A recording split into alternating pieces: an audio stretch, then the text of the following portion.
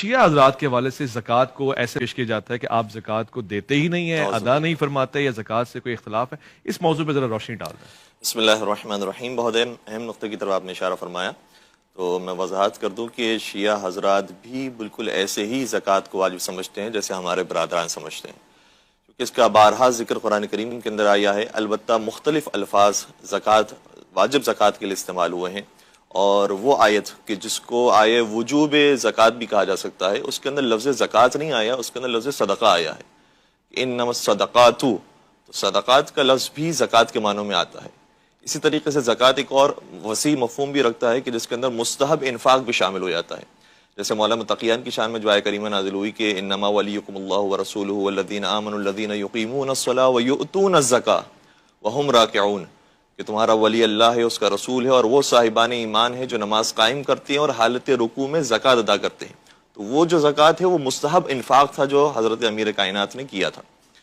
تو ایک تو بات یہ ہے کہ جو واجب زکوٰۃ ہے وہ ہمارے یہاں مسلم ہے، اور جو اس کا انکار کرے گا وہ ضروریات دین کا انکار کرنے والا ہوگا، اور جو ضروریات دین کا انکار کرے گا وہ کافر ہوگا۔ اچھا، صحیح۔ اس لیے زکوٰۃ کے معاملے میں کوئی دو رائے نہیں ہے، تمام ہی علماء اور فقہاء اور ابتدا سے لے کر مولا علی علیہ السلام سے لے کر حضرت امام زمانہ امام مہدی علیہ السلام تک کی بھرپور روایتیں موجود ہیں کہ زکوٰۃ واجب ہے اور ہر سال زکوٰۃ نکالنا ہے۔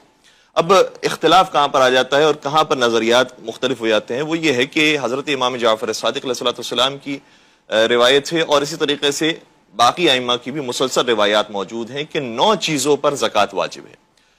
ان 9 چیزوں میں سے 2 چیزیں نقدین ہیں، یعنی سونا اور چاندی، پھر ہے انعام ثلاثہ یعنی 3 قسم کے جانور، اونٹ یا اونٹنی یا اس کی اقسام، اور گائیں یا بیل اور اس کی اقسام، اور بھیڑ بکریاں اور اس کی اقسام۔ تو یہ 3 قسم کے جانور ہو گئے، یہ حد نصاب تک پہنچیں گے، اسی طریقے سے سونا چاندی حد نصاب تک پہنچے گا تو زکوٰۃ واجب ہوگی۔ اور پھر ہے غلات اربع، 4 قسم کے غلے، تو وہ بھی حد نصاب تک پہنچیں گے تو زکوٰۃ واجب ہوگی، اس میں گندم، جو، کھجور اور کشمش،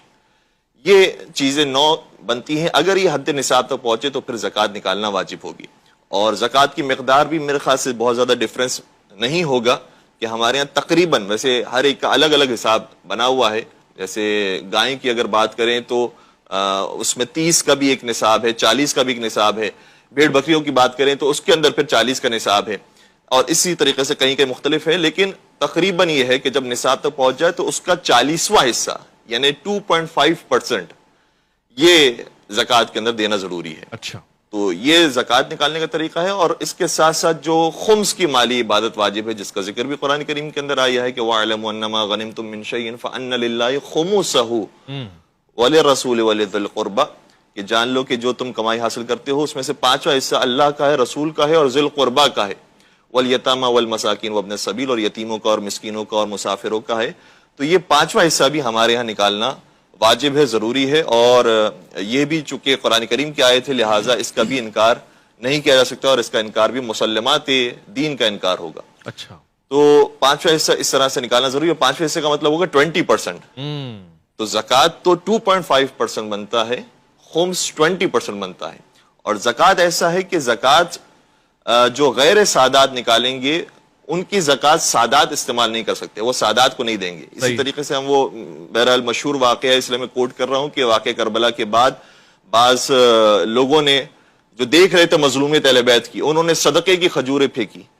تو اہل بیت علیہ السلام نے صدقہ بھی لینے سے انکار کر دیا، یعنی زکوٰۃ جو تھی وہ لینے سے انکار کر دی۔ کیوں؟ کیونکہ غیر سادات کی سادات کے اوپر زکوٰۃ حرام ہے۔ سید کو دے سکتا ہے، سید اگر دے تو لے سکتا ہے، اور اس کے بعد سید بھی وہ جو لینے والا ہے پھر وہ غریب بھی ہو، اور اس کی باقی شرائط ہے۔ لیکن خمس ایسی چیز ہے کہ جو سادات کا ہی حق ہے، وہ صرف سادات ہی استعمال کر سکتے ہیں،